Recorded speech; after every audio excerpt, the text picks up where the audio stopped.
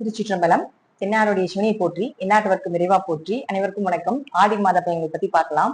பலன்கள் பாக்குறதுக்கு முன்னாடி இந்த மாதம் ரொம்ப அதிர்ஷ்டமான மாதம், என்னென்ன பண்ணலாம் அப்படிங்கறத நம்ம ஃபர்ஸ்ட் பாத்திரலாம். அதே போல என்ன கிரகங்கள் மாறுறாங்க அப்படிங்கிறதையும் பாத்திரலாம். இந்த மாசம் பாத்துட்டீங்கன்னா சூரியனும் குருவும் சேர்ந்து அமர்ந்து குரு உச்சத்துல இருந்து சிவராஜ யோகத்தை கொடுக்கின்றார். இது எல்லாருக்குமே நடக்கும். சிவராஜ யோகம் இந்த இடத்துல இருந்து இந்த மாதம் முழுவதும் இந்த யோகம் இப்படியேதான் இருக்கும். பட் யாருக்கு என்னென்ன மாதிரி கொடுக்க போகிறார் அப்படிங்கிறதையும் நம்ம முழுமையா பார்க்கலாம். செவ்வாய் அப்படின்னு பாத்துட்டீங்கன்னா 17ஆம் தேதி ரிஷப வீட்டிலிருந்து மிதுன வீட்டுக்கு போறார். புதன் பகவான் வக்ரகதியில் இருக்கார் 7ஆம் தேதி வரைக்கும். 7ஆம் தேதிக்கு மேல வக்ர நிவர்த்தியாகி ஆட்சி பலம் பெற்று தன்னுடைய சொந்த வீட்டுல 20ஆம் தேதி வரைக்கும் ரொம்ப பலமா ஜாலியா இருக்க போறார். அந்த 20ஆம் தேதிக்கு மேல பாத்துட்டீங்கன்னா இந்த புதனும் குருவோட சேர போகிறார். புதன் குரு சூரியன் சேர்க்கையெல்லாம் பாத்துட்டீங்கன்னா மிகப்பெரிய பிரம்மாண்ட ராஜ யோகத்தையும் செல்வ செழிப்பையும் கொடுக்கக்கூடிய ஒரு சேர்க்கை, செல்வாக்கை கொடுக்கக்கூடிய ஒரு சேர்க்கை. இதெல்லாம் யாருக்கு நடக்க போகுது அப்படிங்கிறதையும் முழுமையாக பார்க்கலாம். நான் ஒவ்வொரு மாசம் போன மாதம் முழுவதும் பாத்துட்டீங்கன்னா நான் சொன்ன விஷயம் என்னன்னா, இந்த சுக்கிரன் கேது சேர்க்கை அப்படிங்கிறது ரொம்ப கவனமாக இருக்கக்கூடிய சேர்க்கை. பெண்களாக இருந்தால் ஆண்களிடமும், ஆண்களாக இருந்தால் பெண்களிடமும் குழந்தைகளை ரொம்ப கவனமா பாத்துக்கோங்க. அதுவும் பெண் குழந்தைகளை பெற்றவர் ரொம்ப கவனமா பாத்துக்கோங்க. டீனேஜ்ல இருக்கக்கூடிய குழந்தைகள் கண்டிப்பாக தனிச்சு செயல்படக்கூடிய மேரேஜ் பண்றதுக்குண்டான வாய்ப்புகள் எல்லாம் இருக்கு. ரொம்ப கவனமா பாத்துக்கோன்னு நான் சொல்லியிருந்தேன். சோ இந்த நியூஸ் எல்லாம் பாக்குறப்போ பாத்துட்டீங்கன்னா இது சார்ந்த விஷயங்கள் நிறைய வந்துட்டு இருக்குது. கண்ணுக்கு தெரிந்தும் நிறைய இருக்கு, கண்ணுக்கு தெரியாம நிறைய நடந்துகிட்டு இருக்குது. வெளியே சொல்லக்கூடாதுன்னு நிறைய பேரண்ட்ஸ் அப்படியே பொத்தி வச்சுக்கிட்டு நிறைய போன் பண்ணி கேட்டுட்டு இருக்கீங்க என்ன பண்ணலாம் அப்படின்னு சொல்லிட்டு. இப்போ சொல்ற 16ஆம் தேதி வரைக்கும், ஆடி மாதம் 16ஆம் தேதி வரைக்கும் இந்த கிரக சேர்க்கை இருக்கு. சோ ஆடி மாதம் 16ஆம் தேதி வரைக்கும் டீனேஜா இருக்கக்கூடிய பேரண்ட்ஸாக இருந்தாலும் சரி, அந்த அந்த வயதை வைத்திருக்கக்கூடிய பேரண்ட்ஸாக இருந்தாலும் சரி, அதே போல உங்க சிறு வயது குழந்தைகள் 13 வயசு குழந்தைகள் வந்து பாத்துட்டீங்கன்னா ரொம்ப கொடூரமா எல்லாம் இது பண்ணியிருக்காங்க. சோ இதெல்லாம் நிறைய விஷயம் இன்னும் 16ஆம் தேதி வரைக்கும் நடக்கும். சோ ரொம்ப கவனமா உங்க குழந்தைகளை பாத்துக்கோங்க. ரொம்ப கவனமா இருங்க பழக்க வழக்கங்கள்ல. இதுல இன்னும் நம்ம நானே ஆராய்ச்சி பண்ண முடியாத விஷயம், சில விஷயங்கள் எடுத்த விஷயம் என்னன்னு பாத்துட்டீங்கன்னா, கணவன் மனைவிகள் நிறைய சந்தேக குணங்களும் அவர்களுக்குள்ளேயே பாத்துட்டீங்கன்னா பிரச்சனையே இல்லைனாலும் தேவையில்லாத ஒரு மனக்குழப்பத்தையும் ஒரு சந்தேகத்தையும் இது ஏற்படுத்தி கொடுத்துக்கிட்டு இருக்கு அப்படிங்கிற அமைப்புகளும் நான் இந்த மாதத்துல நிறைய கிளைண்ட் மூலமா தெரிஞ்சுக்கக்கூடிய ஒரு விஷயமா இருக்கு. அதையும் நான் இப்ப உங்ககிட்ட சொல்லியிருக்கேன். சோ அதுலயும் கொஞ்சம் கவனமா இருந்துக்கோங்க. கேது குழப்பங்களை கொடுத்து கொண்டேதான் இருப்பார். இல்லாத விஷயத்தை கிரியேட் பண்ணி அந்த விஷயத்துக்கு நம்ம சொல்லுவோம் இல்லைங்களா, ஈர பேனாக்கி பேனை பெருசாலி ஆக்கிடுவாங்க அப்படின்னு சொல்றோம் இல்லைங்களா. அதெல்லாம் இந்த கிரக சேர்க்கை பண்ணிட்டு இருக்குது. இப்போ 16ஆம் தேதி வரைக்கும் இந்த சேர்க்கை இருக்கு. ஏதாவது இருந்தாலும் ரொம்ப கவனமா இருங்க. ஆராய்ந்து முடிவு பண்ணுங்க. ஒரு பேரண்ட் எல்லாம் பாத்தீங்கன்னா ஒரு பொண்ணோட கால்ல விழுந்து அழுகுறாங்க. சோ அது அவங்க மேல தப்பு கிடையாது, நடக்கணும் அப்படிங்கிறது விதிகள் இருக்கு. சோ நீங்களும் கொஞ்சம் இருந்தாலும் கொஞ்சம் கவனமா பார்த்து கொள்வது என்பதும் ரொம்ப நல்லது. அடுத்தது பாத்துட்டீங்கன்னா சனி பகவான் வக்ரம் ஆக போகிறார் இந்த மாதம். அதுவும் 10ஆம் தேதி வக்ரம் ஆகுதுங்க. ஆடி மாதம் நான் ஆல்ரெடி சொல்லியிருக்கேன். சனி வக்ரமாக இருக்கக்கூடிய ஜாதகருக்கு மிகப்பெரிய யோகத்தையும், சனி வக்ரம் இல்லாத ஜாதகர்களுக்கு ஒரு சிலருக்கு மிதமான யோகத்தையும் கொடுக்கும் அப்படிங்கறத சொல்லியிருக்கேன். அந்த வீடியோஸ் எல்லாமே கீழே டிஸ்கிரிப்ஷன் பாக்ஸ்லயே கொடுத்துருக்கேன். அதையும் நீங்க பாத்துக்கோங்க. இந்த மாதம் என்ன பண்ணலாம் அப்படிங்கறத நம்ம ஃபர்ஸ்ட் பார்க்கலாம். ஆடி மாதம் நம்ம சொல்லக்கூடியது என்னன்னா அம்மனுக்கு உகந்த மாதம் அப்படின்னு எடுத்துக்கிறோம். பெண் தெய்வம், பெண் கிரகம் அப்படின்னு சொல்லக்கூடியது சுக்கிரன் தான். அதே போல பாத்தீங்கன்னா கேது அலி கிரகம்னு சொல்லுவோம். அதெல்லாம் அலித்தன்மையோட இருக்கும் பொழுதும் உங்களுக்கு 50% இந்த கேதுக்குண்டான பரிகாரத்தையும் பண்ணலாம். இப்ப யாரெல்லாம் பிரச்சனையில மாட்டிருக்கீங்க, உங்க குழந்தைகளா பிரச்சனையில மாட்டிருக்கு அப்படின்னா, ஆடி மாதம் 30 நாளும் பெண் தெய்வ வழிபாடு செய்யக்கூடியவர்களுக்கு உங்க வீட்டுல கண்டிப்பா பெண் குழந்தை இருந்தால் ஆடி மாதம் கண்டிப்பாக வாரத்துல ஒரு முறை அல்லது 2 முறையாவது உங்க வீட்டுக்கு அருகில் இருக்கக்கூடிய பெண் தெய்வ கோயிலுக்கு போயிட்டு வாங்க. உங்க குழந்தைகளை கண்டிப்பா கூட்டிட்டு போயிட்டு வாங்க. ஆடி 30 நாட்களும் பெண் தெய்வ வழிபாடுகளை, அதாவது கூப்பிட்ட உடனே ஓடி வரக்கூடிய தெய்வம் இது நம்ம வீட்டுக்கு அருகில் இருக்கக்கூடிய தெய்வம் தான். ஏன்னா சொந்தக்காரங்களா போன் பண்ணாதான் வருவாங்க, வர்றதுக்கு லேட் ஆகும். பக்கத்துல இருக்கிறவங்க, அக்க பக்கத்துல இருக்கிறவங்க உடனே வருவாங்க. அதனால உங்க வீதியில, உங்க இடத்துல, உங்க ஏரியால பக்கத்துல எந்த பெண் தெய்வம் இருக்குதோ அந்த தெய்வத்தை முதலில் இந்த ஆடி மாதம் முழுவதும் வழிபாடு பண்ணுங்க. சும்மா போய் சாமியாவது கும்பிட்டு ஒரு 10 நிமிஷம் 1/4 மணி நேரம் உட்கார்ந்துட்டு வாங்க. உங்க பிரச்சனைகளை அந்த தெய்வத்துக்கிட்ட சொல்லுங்க. கண்டிப்பாக நிவர்த்தி உண்டு. அதுவும் பெண் குழந்தைகளை வைத்திருக்கக்கூடிய பேரண்ட்ஸ் கண்டிப்பாக அதை செய்யணும் அப்படிங்கறத எடுத்துக்கலாம். இது இரண்டுமே பெண்ணுக்கு உண்டான கிரக சேர்க்கை. சோ 16ஆம் தேதி வரைக்கும் இந்த பிரச்சனை இருக்கிறதுனால கண்டிப்பாக நீங்க எல்லாருமே இந்த பெண் தெய்வ வழிபாடு செய்யணும். அடுத்தது பாத்தீங்கன்னா ஆடி மாதம் நிறைய பேர் கேட்கக்கூடிய கேள்விகள் என்னன்னா, ஆடி அமாவாசை அன்னைக்கு மட்டும்தான் பாத்தீங்கன்னா பிது தர்ப்பணம் கொடுக்கணுமா, அதே போல ஆடி 18 அன்னைக்கு மட்டும்தான் பிதிர் தர்ப்பணம் கொடுக்கணுமா அப்படின்னு சொல்றாங்க. அப்படிலாம் கிடையாதுங்க. ஆடி மாதம் 32 நாட்களும் பிதிர் தர்ப்பணம் தாராளமாக கொடுக்கலாம். பித்ருதோஷ நிவர்த்தி தாராளமா கொடுக்கலாம். ஒரே நாள்லதான் போய் கொடுக்கணும் அப்படிங்கிறது கிடையாது. ஒரே ஆடி அமாவாசை அன்னைக்கு அத்தனை பேருக்கும் கொடுக்கறது அவ்வளவு ஒண்ணு சிறப்புகள் கிடையாது. 32 நாட்கள் நமக்கு டைம் இருக்கு. உங்களுக்கு எந்த நாள் சாதகமாக இருக்குதோ ஆடி 32 நாட்களும் நம்மளுடைய முன்னோர்களுக்கு உண்டான நாட்கள் தான். அப்ப நீங்க எப்ப வேணா போய் கொடுக்கலாம். திதி தெரிஞ்சவங்க அந்த திதியிலேயே கொண்டு போய் கொடுங்க. திதி தெரியாதவங்க நீங்க ஏதாவது ஒரு நாட்களையும் கூட நீங்க கொண்டு போய் கொடுப்பது ரொம்ப விசேஷமாக இருக்கும். இந்த நாட்கள் அந்த நாட்கள் அப்படிங்கிறது பெரிய அளவுக்கு நம்ம எடுத்துக்க வேண்டியது கிடையாது. ஆடி 32 நாட்களும், அதுவும் இந்த மாசம் ஆடி மாசங்கிறது பாத்தீங்கன்னா கடக வீடு. இந்த இடத்துல குரு உச்சமாகிறாரு. இந்த வருடம் யாரெல்லாம் திதி கொடுக்குறீங்களோ, யாரெல்லாம் தர்ப்பணம் கொடுக்குறீங்களோ, நீங்க இதுக்கு முன்னாடி கொடுக்கவே இல்லை அப்படின்னு நினைச்சிட்டு இருந்தாலும் கூட, அதாவது கொடுத்ததே இல்லை அப்படின்னு நினைச்சிட்டு இருந்தீங்கனாலும் கூட, அத்தனை வருடத்திற்கும் கொடுத்த பலன் அப்படிங்கிறது இந்த குரு உச்சமாகக்கூடிய காலகட்டங்கள்ல தர்ப்பணம் பண்ணினீங்கன்னா உங்க முன்னோர்கள் குளிர்ந்து நீங்க கேட்கக்கூடிய வரங்களை எல்லாமே கொடுப்பாங்க. முன்னோர்கள் குளிர்ந்தால்தான் நம்ம வாழ்க்கையும் நம்மளுடைய வம்சாவளிகளும் நம்மளை சார்ந்து வரக்கூடிய நம்மளுடைய குழந்தை பிள்ளை எல்லாருமே நல்லா இருப்பாங்க.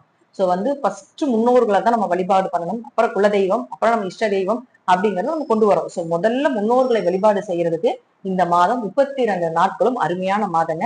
தாராளமாக போய் செய்யலாம். ஆடி பூரம் இருக்கு, ஆண்டாளுக்கு உண்டான மாதம். அதே போல பாத்தீங்கன்னா இந்த மாசம் எப்பவுமே ஆடி மாதம் தான் பாத்துட்டீங்கன்னா வரலட்சுமி விரதம் வரும். இந்த வருடம் வரலட்சுமி விரதம் ஆவணி மாதம் வருது. சோ அதனால ஆவணி மாதம் அதை நம்ம பண்ணிக்கலாம். இந்த மாதம் 32 நாட்களும் கண்டிப்பாக எல்லாருமே ஏதாவது ஒரு பெண் தெய்வ வழிபாட வச்சுக்கோங்க. போக முடியல அப்படின்னாலும் வீட்டுல உட்காந்து அபிராமி அந்தாதி படிக்கலாம், லலிதா சகஸ்கர நாமங்கள் படிக்கலாம். தெய்வங்க அம்பிகைக்கு உண்டான அனைத்து விதமான மந்திரங்களையும் சொல்லும் பொழுது நிச்சயமாக அதற்கு பலன்கள் உண்டு. வீட்டுல நெய் தீபம் ஏத்தலாம், நல்லெண்ணெய் தீபம் ஏத்தலாம், என்ன தீபங்கள் வேணா எதுல உங்களுக்கு எது வசதியோ அதை ஏற்றி வைத்து ஒரு 1/2 மணி நேரம் உங்களுடைய குடும்பத்துக்காகவும் உங்களுடைய குழந்தைகளுக்காகவும் இந்த மாதத்தை பயன்படுத்திக்கோங்க.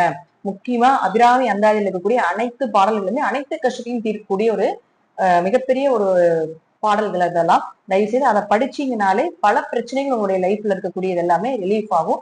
இப்போ ஒவ்வொரு ராசிக்கும் என்ன பண்ணலாம் அப்படிங்கிறத முழுமையாக பார்க்கலாம். மகர ராசிக்கு உண்டான ஆடி மாத பலன்களை பத்தி பார்க்கலாம். மகர ராசியை பொறுத்த வரைக்கும் பாத்தீங்கன்னா ராசி அதிபதி 10ஆம் தேதி வக்ரமாகிறார்.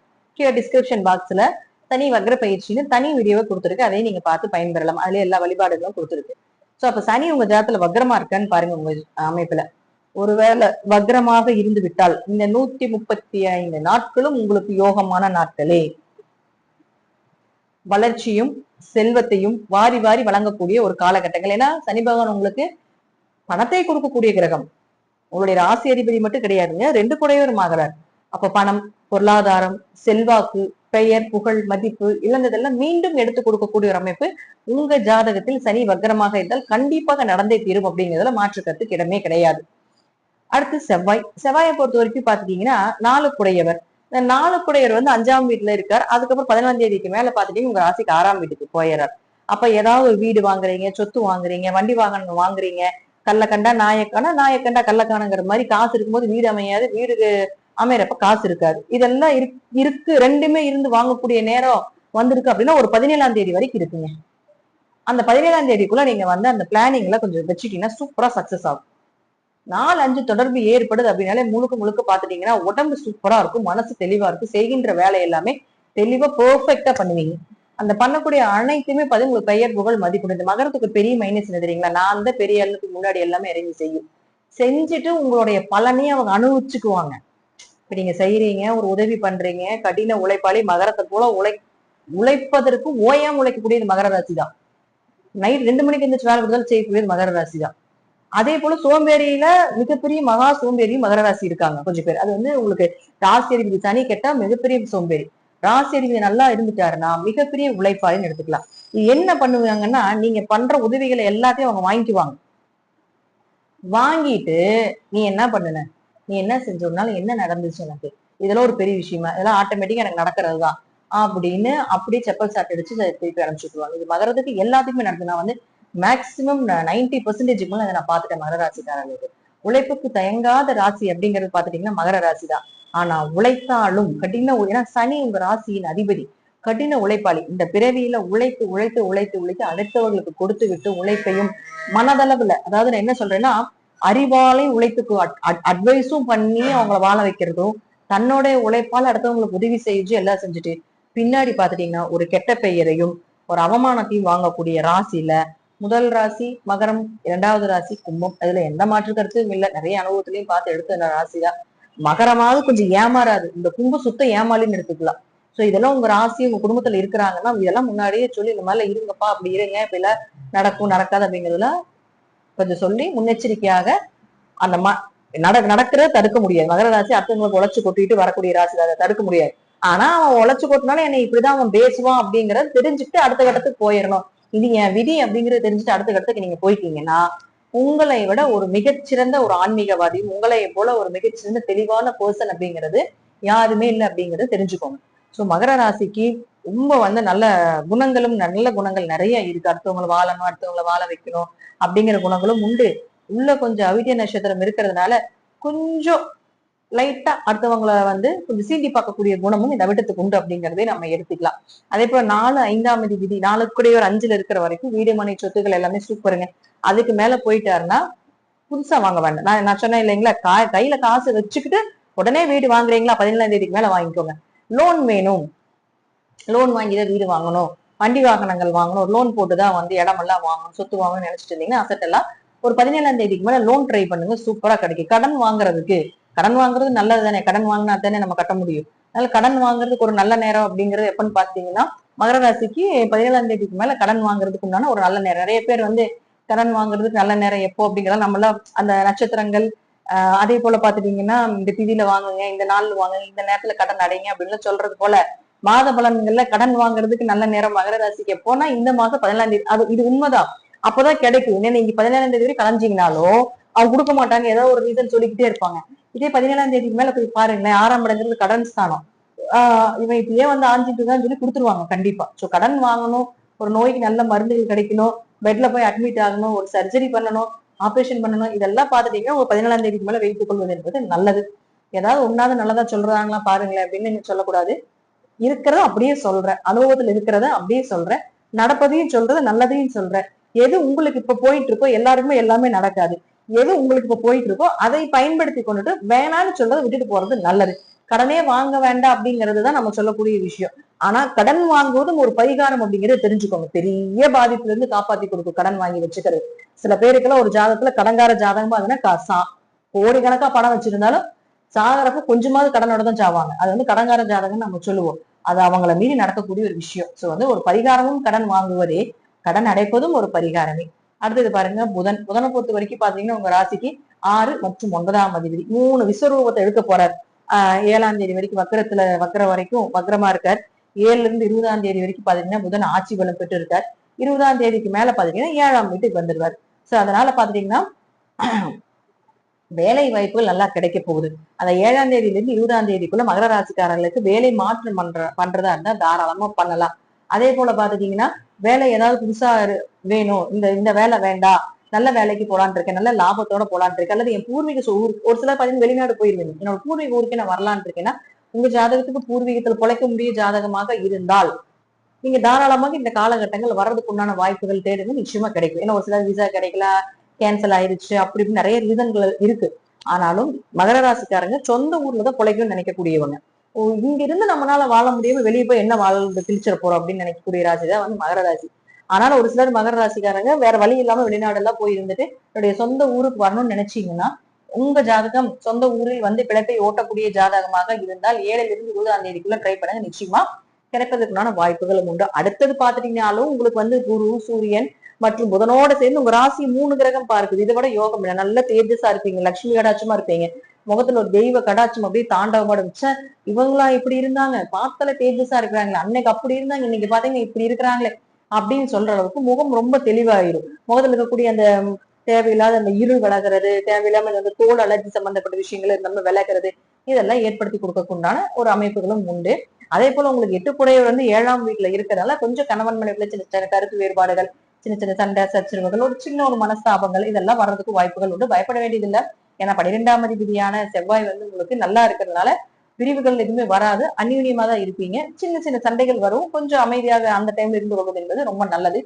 சூரியன் குரு சேர்க்கை ஏற்படுறதுனால சிவராஜ யோகத்தோட இருக்கிறதுனால மேக்சிமம் 8ஆம் அதிபதி 7ல் 7ஆம் அதிபதி அப்படின்னு சொல்லக்கூடிய சந்திரன் வந்து உங்க ராசிக்குள்ள இருக்கிறதுனால இவங்க 2 பேரும் பார்த்துக்க கூடியது குரு சந்திர யோகமாக இருக்கும் பொழுது கண்டிப்பாக பெயர் புகழ் மதிப்பு இழந்த சொத்துக்கள் இது எல்லாத்தையுமே மீண்டும் எடுத்து மீண்டும் ஜம்மு உட்காரக்கூடிய ஒரு ராசி மகர ராசி அப்படிங்கிறதும் எடுத்துக்கலாம்.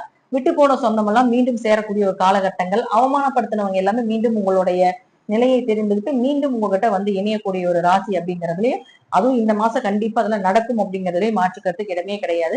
லாபம் நல்ல இடத்துல எதிர்பார்க்கலாம். ஒரு பெரிய மைனஸ் என்னன்னா சுக்கிரன் தான். சுக்கிரனை நான் முதல்லயே சொல்லியிருக்கேன் 5 மற்றும் 10ஆம் அதிபதி. நான் லாஸ்ட் வீடியோலயே நான் சொல்லியிருக்கேன் 5ஆம் இடங்கிறது குழந்தை என்ன பண்றான்னு கண்டிப்பா பாருங்க. குழந்தைகளுக்கு கொஞ்சம் உடம்பு முடியாம போறது, அது தொழில் ஏதாவது வளர்ச்சி இல்லாம இருக்கிறது, தொழில் நடக்கக்கூடிய இடத்துல பெண்கள்னாலயோ ஆண்கள்னாலயோ பிரச்சனைகள் வருது. இந்த கிரகச்சேர்க்கை 16ஆம் தேதி வரைக்கும் இருக்கு. அதனால 16ஆம் தேதி வரைக்கும் மகர ராசிக்காரர்கள் கொஞ்சம் பெண்களிடமும் கொஞ்சம் ஆண்களிடமும் தேவையில்லாத புதிய நபர்கள் சேர்க்கை தொடர்பு இதெல்லாம் வந்து உங்களுக்கு வந்து பிரச்சனையை கொடுக்கும் அப்படிங்கிற அமைப்புகளும் உண்டு. கவனமாக இருந்து கொள்ள வேண்டும். மகர ராசி என்பவர்கள் 5 10 குடையவர் ஆகிறதுனால சுக்கிரன் அப்படின்னு சொல்லக்கூடிய ஒரு 5ஆம் அதிபதி போய் உங்களுக்கு 8ஆம் வீட்டுல இருக்கிறதுனால குழந்தைகள்னால கொஞ்சம் அவமானப்படுறது, குழந்தைகள்னால கொஞ்சம் மருத்துவ செலவுகள் வர்றது இதெல்லாம் கொஞ்சம் கவனமாக இருந்து செயல்படுத்திக் கொள்ளுங்கள். இந்த சேர்க்கை சரியில்லாத சேர்க்கை ராசிக்கு 8ல நிக்குது, அவமானம்னு சொல்லக்கூடிய இடத்துல இருக்குது. நான் என்ன சொல்லணும் உங்களுக்கு முதலே புரிஞ்சிருக்கும். ஆல்ரெடி நான் போன மாசமே ரொம்பவுமே நான் வந்து மீன் பண்ணி அண்டர்லைன் பண்ணி நான் சொல்லியிருக்கேன். அந்த வீடியோ வேணாலும் நீங்க பாத்தீங்கன்னா என்ன நடக்கும் அப்படின்னு சொல்லியிருக்கேன். இந்த மாதம் நீங்க பாருங்க, இதையும் நான் கொடுத்துருக்கேன். சரி, என்ன வழிபாடு தான் பண்ணலாம்? போன மாசம் ஆல்ரெடி வழிபாடு கொடுத்துருக்கிறேன், பண்ணிட்டு இருந்தது தப்பிச்சிருப்பீங்க. சோ இந்த டைம் என்ன வழிபாடுகள் பண்ணலாம் அப்படின்னு பாத்தீங்கன்னா, கண்டிப்பாக நீங்கள் இந்த மாதம் வழிபாடு செய்ய வேண்டிய தெய்வம் அப்படின்னு பாத்துட்டீங்கன்னா முழுக்க முழுக்க முழுக்க வராகி அம்மனை வழிபாடு செய்ய வேண்டும். பெண் தெய்வத்துக்கு உண்டான நான் ஆரம்பத்துல சொன்னது போல இந்த மாசம் முழுவதும் பெண் தெய்வ வழிபாடு பண்ணீங்க. அப்ப இந்த மாசம் நீங்க வழிபட வேண்டிய தெய்வம் அப்படின்னு வாராகி அம்மன். பஞ்சமிக்கு தான் நாங்க போவோம், நான் தேய்பிறை பஞ்சமிக்கு தான் போவேன், வளர்பிறை பஞ்சமிக்கு தான் போவேன் அப்படிங்கறத கணக்கு கிடையாதுங்க. 16ஆம் தேதி வரைக்கும் நேரம் சரியில்லை. 16ஆம் தேதி வரைக்கும் நீங்க தினமும் வராகி கோயிலுக்கு போய் வழிபாடு பண்ணாலும் ஓகே. நிறைய பக்கம் வராகி கோயில் கிடையாது. நாங்க என்ன பண்றது அப்படின்னு கேட்டீங்கன்னா, வீட்டுல நிறைய பேர்த்தோட வீட்டுல வராகி சிலை வச்சிருக்கீங்க, வாராகி அம்மனோடைய பாத்துட்டீங்கன்னா ஒரு போட்டோ வச்சிருக்கீங்க. எதுவுமே இல்லைனாலும் பரவாயில்லைங்க, யூடியூப்ல ஏகப்பட்ட ஸ்லோகங்கள் வருது, வாராகி அம்மனை பத்தி நிறைய போற்றிகள் வருது. உட்கார்ந்து அந்த அம்மனை மனசார உட்கார்ந்து ஒரு 1/4 மணி நேரமாவது கண்டிப்பாக நீங்க வந்து ஸ்பெண்ட் பண்ணியே ஆகணும். இது உங்களுக்காகவும் உங்க குழந்தைகளுக்காகவும் உங்க வம்சாவளிக்காகவும் உங்களுடைய குடும்பம் தலைக்கிறதுக்காகவும் அப்படின்னு சொல்றேன். அப்போ வாராகி அம்மனை டெய்லியும் ஒரு 16 நாளைக்கு அந்த சுக்கிரன் கேது சேர்க்கை இருக்கிற வரைக்கும் வாராகி அம்மன் செலை வச்சுனீங்க ஒரு நெய்வேத்தியம் பண்ணுங்க, படம் வச்சுனீங்க ஒரு நெய்வேத்தியம் பண்ணி எங்க குடும்பத்துல எந்த பிரச்சனையும் வரக்கூடாதுன்னு நினைச்சு சொல்லி அந்த அம்பாளை வழிபாடு பண்ணி கண்டிப்பா உங்களுடைய பிரார்த்தனையை அவங்க முன்னாடி வைங்க. நிச்சயமாக அவர்கள் உங்களை காப்பாற்றி கொடுப்பார் அப்படிங்கிறதுலயும் மாற்று கருத்துக்கு இடமே கிடையாது. சோ மகரத்தை பொறுத்த வரைக்கும் பாத்தீங்கன்னா இதுதான் நீங்க செய்ய வேண்டிய அமைப்பு. ஒயிட் கலர் சூப்பரா இருக்கும், எல்லோ கலர் சூப்பரா இருக்கும் இந்த மாசம். அதே போல பாத்துட்டீங்கன்னா இந்த மாசம் கொஞ்சம் லைட் வேண்டாம், டார்க் ரெட்டும் போல லைட் ரெட்டும் போல ரெட் எல்லாமே உங்களுக்கு சூப்பரா இருக்கிறதுக்குண்டான அமைப்புகளும் உண்டு. 9ஆம் நம்பர் செமையா வேலை செய்ய போகுது இந்த மாசம் உங்களுக்கு. அதே போல 3ஆம் நம்பரும் செமையா வேலை செய்ய போகுது, ஒர்க் அவுட் ஆக போகுது. சோ இந்த நம்பர்லாம் நீங்க யூஸ் பண்ணிக்கலாம். வழிபட வேண்டிய தெய்வம் வாராகி அம்மன். அதே போல இதெல்லாமே கொஞ்சம் உங்களுடைய லைஃப்ல கொஞ்சம் டச் பண்ணி மூவ் பண்ணி கொண்டு போங்க, நிச்சயமா நல்ல பலன் அப்படிங்கிறது உண்டு. நன்றி. மீண்டும் ஒரு நல்ல பதிவுல சந்திக்கலாம். திருச்சிற்றம்பலம், தில்லையம்பலம், ஸ்ரீ நரசிம்ம திருடிகளே சரணம்.